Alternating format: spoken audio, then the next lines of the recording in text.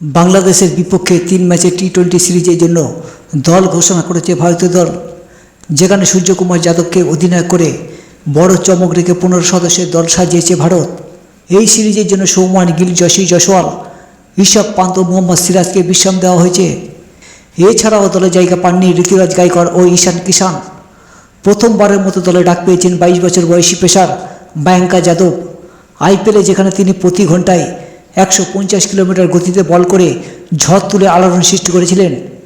এছাড়াও দলে জায়গা পেয়েছেন নীতিশ কুমার, অভিষেক শর্মা ও জিতেশ শর্মা। দীর্ঘদিন পর দলে ফিরেছেন বরুণ চক্রবর্তী। যেখানে 3 ম্যাচের টি-20 সিরিজে বাংলাদেশের মুখোমুখি হবে ভারত।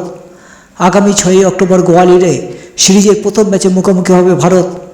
এরপর 9 অক্টোবর দিল্লিতে হবে সিরিজের দ্বিতীয় ম্যাচ, আর 12 অক্টোবর হায়দ্রাবাদে হবে সিরিজের তৃতীয় ও শেষ টি-20 ম্যাচ। বাংলাদেশের বিরুদ্ধে ভারতের টি-20 দল: সূর্যকুমার যাদব অধিনায়ক, অভিষেক শর্মা, সঞ্জু স্যামসন উইকেটরক্ষক, রিঙ্কু সিং, হার্দিক পান্ডিয়া, রিয়ান পরাগ, নীতিশ কুমার, শিবম দুবে, ওয়াশিংটন সুন্দর, রবি বিষ্ণুই, বরুণ চক্রবর্তী, জিতেশ শর্মা, অর্শদীপ সিং, হর্ষিত রানা ও মায়াঙ্ক যাদব। এখন দেখার বিষয় বাংলাদেশের বিরুদ্ধে একাদশে জায়গা পেয়ে কেমন বল করে চমক দেখান তিনি, সেদিকে তাকিয়ে ক্রিকেট প্রেমীরা। এ বিষয়ে আপনার কি মতামত নিশ্চয়ই কমেন্ট করবেন কমেন্ট বক্সে।